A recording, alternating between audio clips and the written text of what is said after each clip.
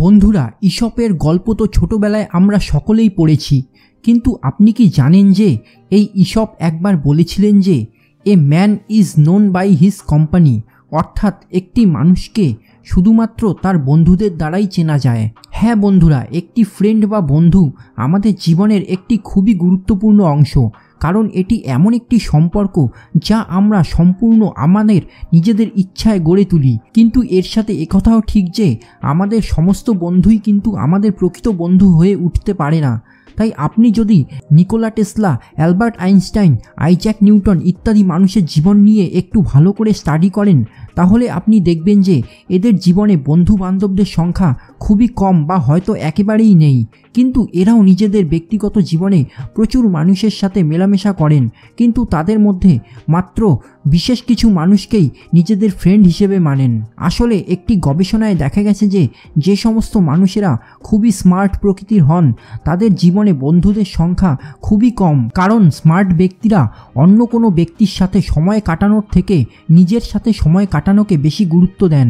আসলে দেখুন, একটি মানুষ সবসময় নিজের সমমনস্ক মানুষের সাথেই বন্ধুত্ব করে থাকে, তাই একটি ইন্টেলিজেন্ট মানুষের বন্ধু ইন্টেলিজেন্ট মানুষই হন, একটি ক্রিমিনালের বন্ধু একটি ক্রিমিনালই হয় ইত্যাদি। তাহলে বন্ধুরা, এবার আপনারা বুঝতেই পারছেন যে আমাদের বন্ধুবান্ধব আমাদের জীবনে কতটা প্রভাব ফেলে। এই কারণেই ইন্টেলিজেন্ট মানুষেরা কোয়ান্টিটি অফ ফ্রেন্ডসের থেকে কোয়ালিটি অফ ফ্রেন্ডসকেই বেশি গুরুত্ব দেয়। আপনারা জানলে অবাক হবেন যে এভলিউশনারি সাইকোলজিস্ট সাতোশি কানাজাবা এবং নরমানলি একটি পরীক্ষায় এটা দেখেছিলেন যে যে সমস্ত মানুষের আইকিউ লেভেল কম তারা সেই সময় সবথেকে বেশি খুশি থাকতেন যখন তারা প্রচুর বন্ধুবান্ধবদের সঙ্গে থাকতেন, আবার যে সমস্ত মানুষের আইকিউ লেভেল বেশি তারা যখন একা থাকতেন তখনই তারা সবথেকে বেশি ভালো থাকতেন। এই পরীক্ষার উপরে বেস করে এরা দুজনেই কিছু পয়েন্টস বলেছিলেন, যেগুলি দেখে আমরা এটা সিদ্ধান্ত নিতে পারি যে কোন ব্যক্তিটি আসলে কতটা স্মার্ট। তাই আপনারাও এই পয়েন্টসগুলি দেখে নিন, এবং যদি পয়েন্টসগুলি আপনাদের পার্সোনালিটির সাথে ম্যাচ করে তাহলে আপনারাও বুঝতে পারবেন যে আপনারাও সত্যি একজন স্মার্ট ব্যক্তি। You are not easy to understand. প্রথম পয়েন্টেই এইটা বলা হয়েছে যে একটি ইন্টেলিজেন্ট মানুষ কখনোই প্রচুর মানুষদের সঙ্গে মেলামেশা করতে পছন্দ করেন না। এক্ষেত্রে তারা সবসময় নিজের সাথে সময় কাটিয়ে নিজের গোল, নিজের ড্রিম, নিজের অ্যাম্বিশন ইত্যাদি নিয়ে ভাবতেই বেশি পছন্দ করেন। বেশি লোকের সাথে মেলামেশা করলে এরা ক্লান্ত বোধ করেন, তাই সোশ্যাল অ্যাক্টিভিটিসকেও এরা এক প্রকার ডিস্ট্র্যাকশন হিসাবেই দেখেন।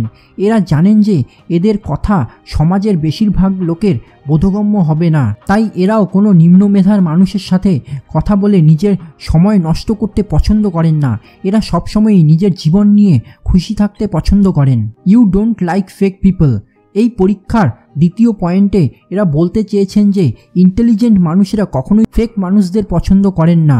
এরা কারোর সাথে কিছুক্ষণ কথা বলেই এটা বুঝতে পেরে যান যে কোন মানুষটা রিয়েল পার্সোনালিটি এবং কোন মানুষটা ফেক পার্সোনালিটির, এবং একবার বুঝে নেওয়ার পরেই এরা ফেক পার্সোনালিটির মানুষদের থেকে নিজেদের দূরত্ব বাড়িয়ে নেন, কারণ এরা মনে করেন যে ফেক পার্সোনালিটির মানুষেরা শুধুমাত্র নিজেদের স্বার্থ নিয়েই বন্ধুত্ব করেন এবং এরা অন্য মানুষদের কাঁধে ভর করে নিজেদের স্বার্থসিদ্ধির চেষ্টা করতে থাকেন।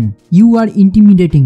এই গবেষণার তৃতীয় পয়েন্টে এরা দেখিয়েছেন যে একজন ইন্টেলিজেন্ট মানুষ প্রচণ্ডই সৎ প্রকৃতির হন এবং এরা সত্যি কথা বলতে কোনো দিনই ভয় পান না।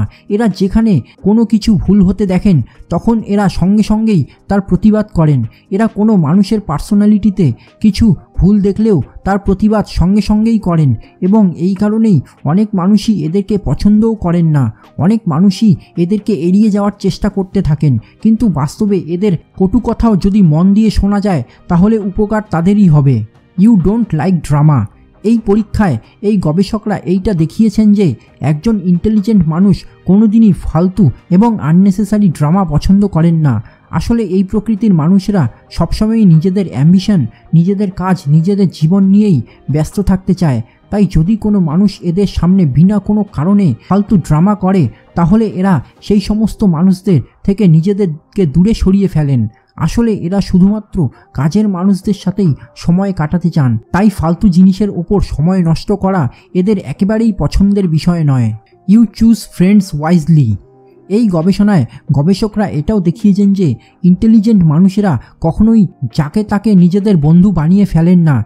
এরা নিজেদের বন্ধুবান্ধব নির্বাচনের ক্ষেত্রে খুবই সতর্ক থাকেন এবং এরা শুধুমাত্র সেই সমস্ত মানুষকেই নিজেদের বন্ধু বানাতে চান যাদের বুদ্ধিমত্তাও এদের সমান হবে। You focus on your goals. এই গবেষণার 6 নম্বর পয়েন্টে বলা হয়েছে যে ইন্টেলিজেন্ট মানুষেরা সবসময় নিজেদের অ্যাম্বিশনকে নিয়েই ব্যস্ত থাকে এবং নিজেদের লক্ষ্য ছাড়া এরা অন্য কোনো বিষয় নিয়েই মাথা ঘামান না। এরা অনেক আগে থেকেই নিজেদের একটি লক্ষ্যমাত্রা স্থির করে ফেলেন এবং এরপর এরা সেই লক্ষ্যমাত্রায় পৌঁছানোর জন্য অবিরত পরিশ্রম করতে শুরু করে দেন। এছাড়াও এরা কখনোই নিজেদের অ্যাম্বিশন বা নিজেদের লক্ষ্যের কথা অন্য কারোর সাথে শেয়ার করতে পছন্দ করেন না। এই বিষয়টিকে এরা খুবই ব্যক্তিগত রাখতেই বেশি পছন্দ করেন। আসলে এরা মনে করেন যে সমাজে নিম্ন মেধার মানুষের সংখ্যাই বেশি, আর এই নিম্ন মেধার মানুষেরা কোনোদিনই তাদের অ্যাম্বিশনকে বুঝতে পারবে না। উপরন্তু ছোটোখাটো ব্যর্থতায় এরাই সবচেয়ে আগে তাদেরকে নিয়ে উপহাস করবে। তাই এরা নিজেদের অ্যাম্বিশন কাউকেই জানাতে পছন্দ করেন না। তাহলে বন্ধুরা, এই ছিল 6টি পয়েন্টস যার উপর ভিত্তি করে আমরা সিদ্ধান্ত নিতে পারি যে একজন মানুষ কতটা স্মার্ট। তাহলে বন্ধুরা, আজকের মতো এই পর্যন্তই। আবার দেখা হবে পরবর্তী ভিডিওতে।